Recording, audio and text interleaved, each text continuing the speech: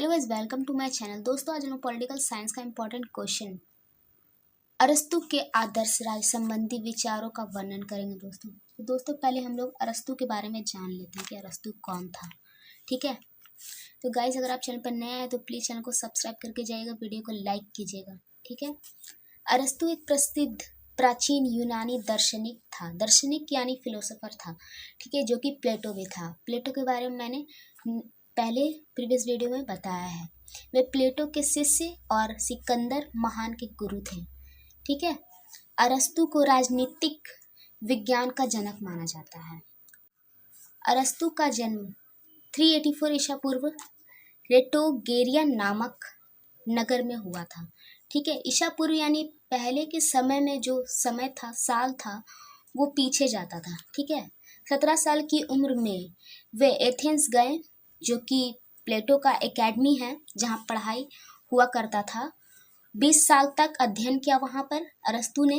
अरस्तु के आदर्श फिलोसफी राज्य संबंधी विचारों का वर्णन करने से पहले यह समझना आवश्यक है कि अरस्तु ने अपने राजनीतिक दर्शन यानी पॉलिटिकल फिलोसफी में राज्य की उत्पत्ति, संरचना, ठीक है, बनावट और कार्य के बारे में क्या कहा है। अरस्तु के अनुसार राज्य एक प्राकृतिक नेचर संस्था है। ठीक है, जो मानव के सामाजिक और राजनीतिक स्वभाव से उत्पन्न होती है।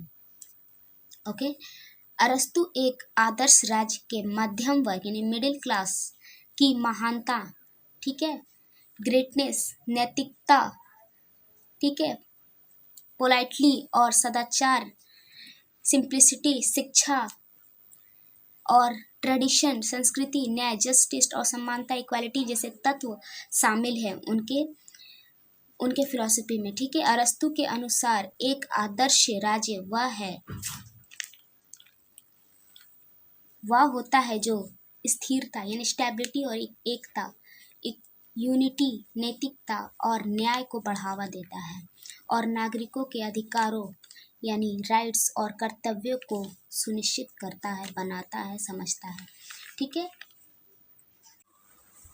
अरस्तु के आदर्श राज के मुख्य तत्व, इसके 4 पॉइंट्स हैं गाइस, इसे हम लोग देख लेते हैं। संतुलन और मध्यम वर्ग। संतुलन यानी इक्वालिटी, ठीक है, कंपैरिजन।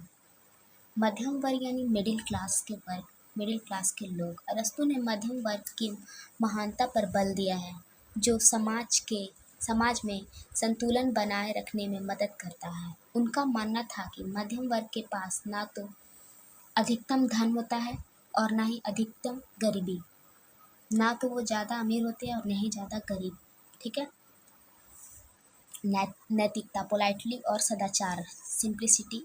ओके, अरस्तु ने राज्य में नैतिकता, एथिक्स, पोलाइटली और सदाचार के महत्व पर बल दिया है।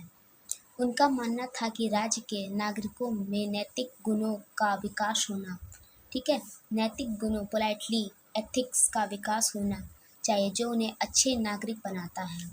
एक दूसरे का हेल्प करना ये जरूरी होता है। सदाचार भाव रखना, ठीक है, शिक्षा और ट्रेडिशन, ठीक है, एजुकेशन एंड ट्रेडिशन। अरस्तु ने शिक्षा और संस्कृति के महत्व पर बल दिया, जो नागरिकों को राज्य के प्रति जिम्मेदार और जागरूक बनाती है।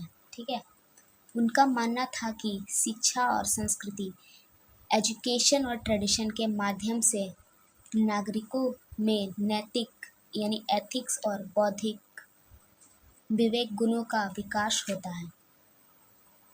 ओके, उसके बाद न्याय और समानता यानी जस्टिस और इक्वालिटी।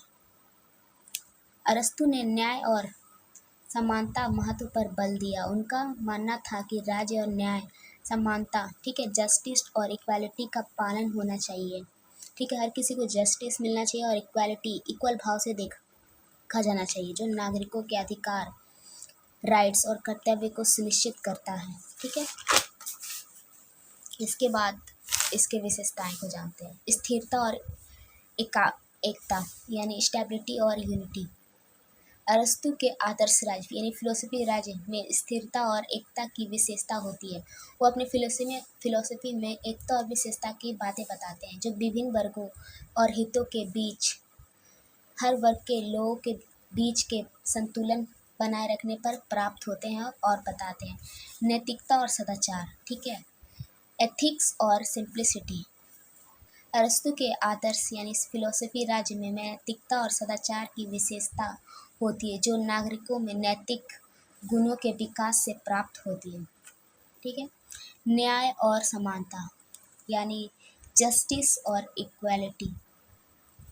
अरस्तु के आदर्श राज्य में न्याय और समानता की विशेषता होती है, जो नागरिकों के अधिकारों और कर्तव्यों को सुनिश्चित करती है। उसके बाद शिक्षा और संस्कृति यानी एजुकेशन और ट्रेडिशन। अरस्तु के आदर्श राज्य में शिक्षा और यानी एजुकेशन और ट्रेडिशन की विशेषता होती है, जो नागरिकों में नैतिक यानी एथिक्स और बौद्धिक दिमागी गुणों का विकास से प्राप्त होता है। ठीक है। आई होप गाइस वीडियो आपको अच्छा लगा हो। मैंने बहुत ही इजी वे में बताया है।